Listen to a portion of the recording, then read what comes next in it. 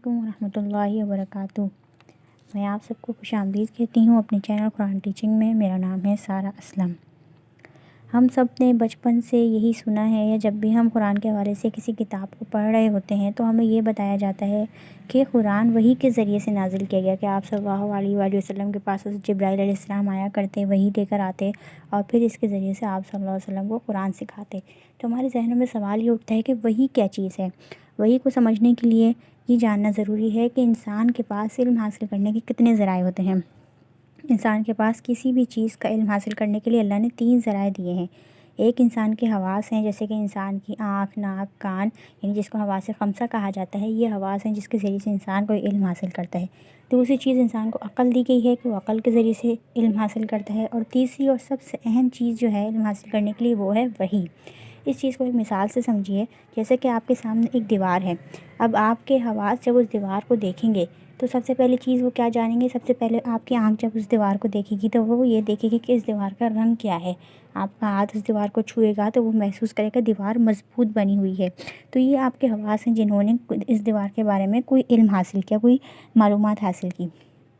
پھر دوسری چیز آپ کی عقل۔ جب آپ کے حواس نے اس چیز کو دیکھ لیا، سمجھ لیا، تو اب آپ کی عقل اس چیز کو پرکھنے کی کوشش کرے گی، یعنی آپ کے ذہن میں سوال آئے گا کہ اس دیوار کو بنانے والا کون ہے، اس دیوار کو بنانے کے لیے کیا کیا چیزیں استعمال کی گئی ہیں۔ تو یہ آپ کی عقل کا طریقہ ہے کسی چیز کو سمجھنے اور جاننے کا۔ اب تیسری اور سب سے اہم چیز جو ہے وہ وہی آتی ہے یہاں پر۔ آپ نے اس دیوار کو استعمال کس طرح کرنا ہے، اس دیوار کے کون کون سے استعمالات ہو سکتے ہیں، کس طریقے سے آپ استعمال کریں گے تو اس سے آپ کا رب راضی ہوگا، اور کون سے طریقوں سے آپ اس دیوار کو استعمال کریں گے تو وہ ناجائز طریقے کھلائیں گے اور اس سے آپ کا رب ناراض ہوگا۔ ان چیزوں کا علم انسان نہ تو حواس سے حاصل کر سکتا ہے اور نہ عقل سے حاصل کر سکتا ہے، کیونکہ میرے رب کی جو مرضی اور پسند اور ناپسند ہے اس کو میں خود نہیں جان سکتی، بلکہ یہ میرے رب مجھے بتائے گا تو مجھے معلوم ہوگا۔ تو لہٰذا اس علم کو حاصل کرنے کا جو طریقہ ہے وہ ربانی ہے، یعنی اللہ کی طرف سے جو ہے یہ علم اتارا جا سکتا ہے، اور اللہ کی طرف سے علم اتارنے کا طریقہ کیا ہے؟ وہ وحی ہے۔ اللہ تعالیٰ قرآن پاک میں فرماتے ہیں وَهُوَ الَّذِي خَلَقَ السَّمَاوَاتِ وَالْأَرْضَ فِي سِتَّةِ أَيَّامٍ، کہ وہی وہ ذات ہے جس نے آسمانوں کو بنایا اور زمین کو بنایا صرف 6 دنوں میں۔ اب دیکھیں اللہ تعالیٰ نے پوری کائنات کو بنایا، زمین، آسمان، چرند پرند، پھول پودے اور تمام رزق وغیرہ سب کچھ اللہ نے زمین کے اندر بنایا، اور جب زمین کو پورا تیار کر دیا تو پھر اس میں انسان کو پیدا فرما دیا۔ تو وجہ اس کی کیا تھی؟ یعنی اللہ نے پوری کائنات تیار کی صرف کس لیے؟ انسان کے لیے، اور پوری کائنات کو کس کی خدمت میں لگا دی؟ انسان کی خدمت میں لگا دی۔ یعنی ہم دیکھیں کوئی کائنات کی کوئی چیز کسی دوسرے کو اس طرح فائدہ نہیں دے رہی ہوتی، یعنی کائنات کی تمام چیزیں جس کے لیے کام کر رہی ہیں، جس فرد کے لیے کام کر رہی ہیں، وہ مرکز کون ہے؟ وہ انسان ہے۔ تو آخر اس کی وجہ کیا ہے؟ پوری کائنات کو بنانے کی اور اتنا بڑا نظام کریٹ کرنے کی وجہ کیا ہے؟ اس چیز کو قرآن خود بیان کرتا ہے کہ وَمَا خَلَقْتُ الْجِنَّ وَالْإِنسَ إِلَّا لِيَعْبُدُونِ، کہ انسانوں اور جن اور انس کو نہیں پیدا کیے گئے سوائے اس کے کہ وہ اللہ کی عبادت کریں۔ اب عبادت کے طریقے کون سے ہوں گے، کس چیز کو عبادت کہا جائے گا، اور کون سے طریقے ہیں کہ جب وہ اختیار کیے جائیں گے تو عبادت میں شمار کیے جائیں گے اور میرا رب اس سے راضی ہوگا؟ یہ ہمیں کس نے بتایا؟ یہ بھی ہمیں قرآن بتاتا ہے کہ اللہ تعالیٰ فرماتے ہیں قرآن میں سورہ فرقان میں کہ تبارک الذی نزل الفرقان علی عبدہ لیکون للعالمین نذیرا، کہ وہی وہ بابرکت ذات ہے جس نے اپنے بندے پر فرقان کو نازل کیا تاکہ کیا ہو کہ اس کے ذریعے سے عالموں کو ڈرا دیا جائے۔ یعنی کہ قرآن کو نازل کس لیے کیا گیا؟ پہلے تو کائنات بنائی گئی، اور پھر اس کے بعد انسان پیدا کیے گئے، اور پھر انسان کو اللہ کی پسند کے طریقے پر چلانے کے لیے اللہ نے کیا کیا؟ قرآن وحی کے ذریعے سے نیچے نازل فرمایا۔ جیسے کہ ہم کوئی بھی مشین خریدتے ہیں الیکٹرک کی، تو ہمیں کیا ہوتا ہے؟ اس کو ظاہر چلانے کا طریقہ نہیں معلوم ہوتا، تو اس کے ساتھ ایک بک لیٹ آتا ہے کہ آپ نے اس کو کس طریقے سے استعمال کرنا ہے، کون سے طریقے سے آپ اس مشین کو استعمال کریں گے تو یہ ٹھیک طرح سے چلے گی، زیادہ دیر تک چلے گی، زیادہ عرصے تک استعمال کی جا سکے گی، اور کون سے طریقے ہیں کہ اگر آپ اس طریقے سے مشین کو استعمال کریں گے تو مشین جلدی خراب ہو جائے گی۔ تو لہٰذا ہر ایک مشین کے ساتھ ایک بک لیٹ آتا ہے۔ تو بالکل اسی طرح جب انسان کو اس کائنات میں اتارا گیا اور پوری کائنات کو تیار کیا گیا تو اللہ کی پسند کے مطابق چلنے کے لیے، یعنی انسان کو زیادہ اچھے طریقوں پر چلنے کے لیے، انسان کی زندگی کو پائیدار بنانے کے لیے، انسان کی زندگی کو کامیاب بنانے کے لیے کون سے طریقے بہتر ہو سکتے ہیں، اس کے لیے قرآن کو اتارا گیا کہ انسان دیکھے اس کی بک لیٹ کیا ہے، اس کو سمجھنے کی کوشش کرے اور ان کے طریقوں پر چلنے کی کوشش کرے۔ حضرت عبداللہ بن عباس رضی اللہ تعالیٰ عنہ فرماتے ہیں کہ تمام کے تمام علم قرآن کے اندر موجود ہیں، لیکن لوگوں کی عقلیں سمجھنے سے قاصر ہیں۔ ہم خود دیکھیں قرآن جگہ جگہ فرماتا ہے کہ کذالک یبین اللہ آیاتہ للناس لعلہم یتذکرون لعلہم یتفکرون کہ قرآن میں تو سمجھنے کی بہت چیزیں ہیں، سب کچھ بہت کھل کھل کے بیان کیے گئے، بس لوگ کیا ہیں وہ سمجھتے نہیں ہیں، وہ نصیحت حاصل نہیں کرتے، ان کی عقلیں نہیں سمجھتی۔ قرآن میں جگہ جگہ اللہ تعالیٰ ہمیں اس چیز کی نصیحت کر رہے ہیں۔ تو قرآن کو سمجھنے کے لیے کیا چیز ضروری ہے کہ آپ نے قرآن کو صرف عربی میں نہیں پڑھنا، بلکہ آپ نے قرآن کو سمجھنے کے لیے ایک تو قرآن کی زبان سیکھنے کی ضرورت ہے۔ ہم جب بھی کسی دوسرے ملک میں جا رہے ہوتے ہیں تو ہم کیا کرتے ہیں، وہاں کی لینگویج سیکھنے کی کوشش کرتے ہیں، خصوصاً ہمارے یہاں انگلش سیکھنے کا رواج ہے، تو یا پھر ہمارے پاس کسی بہت پسندیدہ دوست کو ایک خط آتا ہے اور ہمیں اس کی زبان نہیں آتی ہوتی، تو ہم کیا کرتے ہیں اس کے حوالے سے سرچ کرنا شروع کر دیتے ہیں، کہ کوئی ایسا بندہ ڈھونڈتے ہیں جو ہمیں اس کے بارے میں بتائے، سمجھائے، ہمیں پتہ چلے کہ ہمیں کس نے کیا لکھ کے بھیجا ہے۔ تو حیرت کی بات ہے کہ میرے مالک نے جو کتاب میرے لیے اتاری ہے، میں اس کو سمجھنے کی کوشش نہیں کرتی، نہ تو میں خود اس کو سمجھنے کے لیے کوئی ریسرچ کر رہی ہوں، نہ میں خود اس کے اوپر توجہ دے رہی ہوں، اور نہ میں کوئی ایسا فرد ڈھونڈ رہی ہوتی ہوں کہ جو مجھے بتائے کہ اس کتاب کے اندر کیا لکھا ہے اور میرے رب کی کیا پسند اور ناپسند ہے۔ تو ہم سب نے اپنی زندگی میں جائزہ لینا ہے اور ہم نے دیکھنا ہے کہ میرا اور قرآن کا تعلق کیسا ہے۔ اگر تو میرا اور میرے قرآن کا تعلق مضبوط نہیں ہے تو پھر اس پر مجھے توجہ کرنے کی ضرورت ہے، کیونکہ جب تک میں نہیں جانتی ہوں گی کہ میری دنیا میں آنے کا مقصد کیا ہے اور میرا رب مجھ سے کیا تقاضا کرتا ہے، تو اس وقت تک میں کامیاب مسلمان نہیں بن سکتی۔ اچھا، قرآن کے حوالے سے دیکھیں، قرآن وہ پیاری کتاب ہے جس کے اندر تمام بیماریوں کے لیے شفا موجود ہے، جیسا کہ قرآن میں اللہ تعالیٰ فرماتے ہیں ننزل من القرآن ما هو شفاء ورحمۃ للمؤمنین، کہ جو قرآن اتارا گیا ہے اس میں کیا ہے، شفا ہے اور مومنون کے لیے رحمت ہے، یعنی ہر بیماری کے لیے اس میں شفا موجود ہے۔ قرآن کو جب ہم پڑھ رہے ہوتے ہیں، یعنی کہ ایک تو یہ ہے کہ ہم قرآن کی کچھ مخصوص آیات یا صورتیں ہیں وہ لے کر دم کرتے ہیں تو اس کے ذریعے سے ہمیں شفا حاصل ہوگی، اور دوسری بات شفا سے مراد کیا ہے کہ انسان کو جب قرآن کو پڑھ رہا ہوتا ہے تو اس کو جو سکون اور اطمینان کا احساس ہوتا ہے، جب ہم قرآن پڑھ رہے ہوتے ہیں تو ہمیں کیا ہوتا ہے، نیند آنے لگتی ہے، ہم قرآن کی محفل میں بیٹھے ہوتے ہیں تو ہمیں نیند آنے لگتی ہے، تو ایک شفا کی صورت یہ بھی ہے کہ ہمیں سکون اور اطمینان حاصل ہو رہا ہوتا ہے، ہم اپنے غموں اور پریشانیوں کو بھول جاتے ہیں، تو یہ بھی ایک طرح کی شفا ہے۔ پھر دوسری چیز کیا ہے کہ قرآن دلوں کا زنگ دور کر دیتی ہے، جیسا کہ اللہ کے نبی صلی اللہ علیہ وآلہ وسلم نے فرمایا جس طرح لوہے پر پانی لگ جائے تو زنگ لگ جاتا ہے، ویسے دلوں پر بھی زنگ لگ جاتا ہے۔ صحابہ نے عرض کیا یا رسول اللہ، دلوں پر زنگ لگ جائے تو دور کیسے کیا جائے؟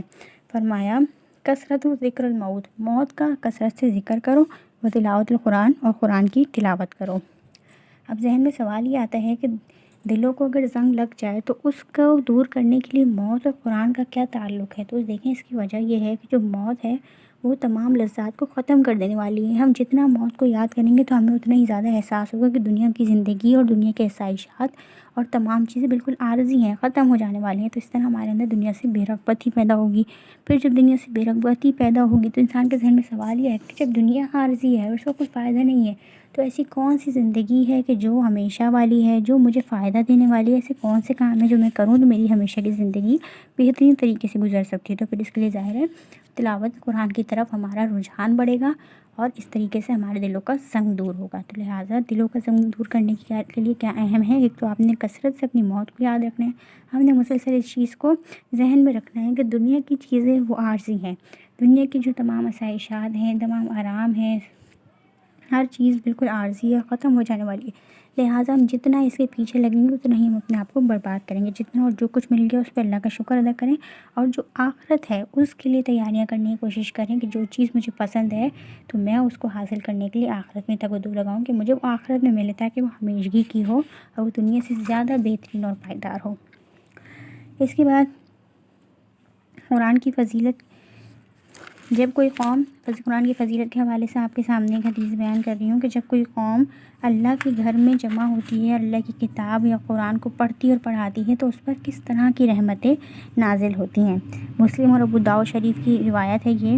کہ اللہ کے نبی صلی اللہ علیہ وآلہ وسلم نے فرمایا کہ جب کچھ لوگ اللہ کے گھروں میں سے کسی گھر میں جمع ہوتے ہیں، یعنی کہ جہاں پر بھی اللہ کی محفل ہو رہی، چاہے وہ مسجد ہیں، مدرسے ہیں، یا کوئی عام ہمارے گھر ہیں آپس کے، آس پاس کے، آس پڑوس کے کہیں کے بھی گھر ہیں، یعنی جہاں پر بھی اللہ کی محفل کے لیے لوگ جمع ہو جاتے ہیں، یتلون کتاب اللہ، اور وہ وہاں پر اللہ کی کتاب کی تلاوت کرتے ہیں، ویدارسون بینہم، اور آپس میں ایک دوسرے کو اس کا درس دیتے ہیں، یعنی جو اس کے مسائل ہیں، معاملات ہیں، وہ ایک دوسرے کو سکھاتے ہیں اور سمجھاتے ہیں۔ اللہ علیہم السکینہ، تو ان کے اوپر سکینت نازل کی جاتی ہے، سکینت اتاری جاتی ہے۔ سکینت کیا ہے؟ تو سکینت سے مراد فرشتوں کی وہ جماعت ہے جو دلوں میں چین اور سکون اور اطمینان ڈال دیتی ہے، یعنی کہ آپ کے جو مسائل ہیں، پریشانیاں ہیں، آپ ان تمام چیزوں سے بے پرواہ ہو جاتے ہیں اور آپ کو ایک خوبصورت سی لذت کا احساس ہونے لگتا ہے، ایک طرح کا اطمینان اور سکون، یعنی آپ کو آپ اپنے آپ کو ہلکا پھلکا محسوس کرنے لگ جاتے ہیں۔ تو یہ ہے سکینت۔ وغشیتہم الرحمہ، اور رحمت ان کو ڈھانپ لیتی ہے۔ رحمت کیا ہے؟ یعنی آپ کی نگہانی آفات ہیں، مشکلات ہیں، پریشانیاں ہیں، ان تمام چیزوں سے آپ کی حفاظت ہو جاتی ہے۔ تو یعنی قرآن کو پڑھنے کی فضیلت دیکھیے، اس کے ذریعے سے اللہ تعالیٰ آپ کی تمام مشکلات اور پریشانیوں کو، آفات اور بلاؤں کو آپ سے دور کر دیتے ہیں اور آپ کی حفاظت فرماتے ہیں۔ پھر اس کے بعد ایک مرتبہ رسول اللہ صلی اللہ علیہ وسلم ایک مجلس میں تشریف لائے اور لوگ دو گروہوں میں بیٹھے ہوئے تھے، ایک طرف اللہ کا ذکر ہو رہا تھا اور دوسری طرف قرآن پڑھایا جا رہا تھا۔ تو آپ صلی اللہ علیہ وآلہ وسلم اس مجلس میں شریک ہو گئے جس میں قرآن پڑھایا جا رہا تھا، اور آپ صلی اللہ علیہ وآلہ وسلم نے فرمایا کہ یہ ان سے زیادہ بہتر ہیں۔ اب دیکھیں، ہیں تو دونوں ہی فضیلت کے کام ہیں، تو دونوں ہی اچھے کام کے، ایک طرف اللہ کا ذکر ہو رہا ہے اور ایک طرف قرآن پڑھایا جا رہا ہے، لیکن آپ صلی اللہ علیہ وسلم نے کون سی مجلس کو زیادہ اہمیت دی؟ قرآن کی مجلس کو اہمیت دی۔ وجہ اس کی کیا ہے کہ دیکھیے، قرآن جب ہم پڑھ رہے ہیں تو ہمیں ذکر کا ثواب بھی مل رہا ہے، اور جب ہم قرآن کو پڑھ رہے ہیں تو اس کے ذریعے سے ہم مسائل کو سیکھ رہے ہیں، قرآن کو سمجھ رہے ہیں اور اپنی زندگی کو اس کے مطابق چلانے کے لیے حل ڈھونڈ رہے ہیں۔ تو لہٰذا قرآن کی محفل میں ہمیں دو طرح کے ثواب مل رہے ہیں، ذکر کا بھی ثواب مل رہا ہے اور قرآن کو پڑھنے اور سمجھنے کا بھی ثواب مل رہا ہے، جبکہ جو ذکر کی محفل میں اس میں صرف ایک ہی ثواب ہے، قرآن کو پڑھنے کا۔ بالکل یہ اسی طرح سمجھیے کہ اگر آپ کے ایک ہاتھ میں 10 کا نوٹ اور ایک ہاتھ میں 100 کا نوٹ ہے تو کون سا زیادہ اہمیت کا حامل ہوگا، یعنی کون سا آپ کو زیادہ لگے گا؟ 100 کا نوٹ یقیناً آپ کے لیے زیادہ ہے، کیونکہ 100 کے اندر 10 روپے خود موجود ہیں، بلکہ 10 کے نوٹ موجود ہیں 100 کی صورت میں۔ تو بالکل اسی طرح قرآن جو ہے اس کے اندر ذکر کا ثواب خود بخود موجود ہے، تو قرآن ذکر اس کی عام محفل میں زیادہ فضیلت کا حامل ہے۔ اچھا، یعنی اس کے ذریعے سے آپ دیکھیں کہ ہمیں اپنی زندگی کی ترجیحات متعین کرنے کی ضرورت ہے۔ بعض اوقات جب ہمیں قرآن کی محفل کے لیے کہیں دعوت دی جا رہی ہوتی ہے تو میں سوچتی ہوں کہ چھوڑو، میں اپنے گھر میں بیٹھ کے پڑھ لوں گی، جس کام کے لیے میں اتنی دور چل کر جاؤں، پھر 1 گھنٹے کی محفل میں بیٹھوں، پھر واپسی کا سفر کر کے میں آؤں، اس سے بہتر میں گھر میں بیٹھ کر ہی تھوڑا قرآن پڑھ لوں گی۔ یعنی اکثر ہمارے دلوں میں یہ آ رہا ہوتا ہے نا، اس کی وجہ سے ہم کوئی قرآن کی کلاس جوائن نہیں کر پا رہے ہوتے۔ تو اس کے لیے آپ یہ دیکھیے، اس حدیث کو دیکھیے اور اس سے سیکھنے کی کوشش کیجیے کہ اگر ہم کسی محفل میں بیٹھتے ہیں تو ایک تو ہمیں فائدہ یہ ہوتا ہے کہ ہمارے اوپر فرشتوں کے ذریعے سے رحمت اور سکینت ڈالی جاتی ہے، سکون اور اطمینان ڈالا جاتا ہے، اور دوسری طرف ایسی محفل میں بیٹھنے سے ہمیں زیادہ سیکھنے کے فائدے حاصل ہوتے ہیں۔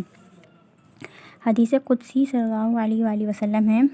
کہ جس شخص کو اس کے قرآن پڑھنے اور قرآن کی طرف توجہ دینے میں مشغول رکھا تو اس کو مانگنے والوں سے زیادہ بہتر عطا کیا جائے گا۔ یہ اللہ تعالیٰ خود فرما رہے ہیں کہ جس شخص نے اپنے آپ کو قرآن کے پڑھنے، پڑھانے اور سیکھنے اور سکھانے میں مشغول رکھا تو کیا ہوگا، اللہ تعالیٰ اس کو مانگنے والوں سے زیادہ عطا فرمائے گا۔ کیونکہ دیکھیں، جو فرد تدریس سے وابستہ ہوتا ہے وہ یہ بات جانتا ہے کہ کس طرح سے یہ چیز جو ہے انسان کو اپنے اندر مشغول کر کے رکھ دیتی ہے کہ زندگی کے دوسرے معاملات کی طرف توجہ دینا مشکل ہو جاتا ہے۔ تو بالکل اسی طرح اگر وہ شخص پڑھنے پڑھانے میں اس طرح مشغول ہے کہ وہ کچھ مانگنے کا اسے ٹائم نہیں ملتا، یعنی کہ اس کا وقت نہیں ہوتا کہ وہ نمازوں کے بعد جو طویل دعائیں کر سکے، یا اس کے علاوہ ویسے ہی اس کو ایکسٹرا نوافل پڑھنے کا، ان چیزوں کا وقت نہیں مل پا رہا تھکن کی وجہ سے،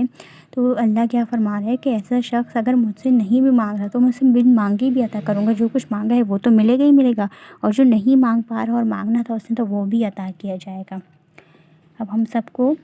ضرورت کیا ہے کہ ہم اپنا قرآن سے تعلق مضبوط کریں، ہمارے آس پاس جو بھی قرآن کی کلاس ہو رہی ہے ہم کوشش کریں کہ ہم اس کلاس کو جوائن کریں اور زیادہ سے زیادہ قرآن کو سیکھنے اور سمجھنے کی کوشش کریں تاکہ ہم اپنے رب کی پسندیدہ بندیاں بن جائیں۔ وآخر دعوانا ان الحمدللہ رب العالمین۔ اگر آپ کو یہ باتیں اچھی لگی ہیں تو ویڈیو کو لائک کیجیے، میرے چینل کو سبسکرائب کیجیے اور بیل آئیکن کو لازمی دبا دیجیے گا، اور اس ویڈیو کو زیادہ سے زیادہ لوگوں میں شیئر کیجیے۔ اللہ حافظ۔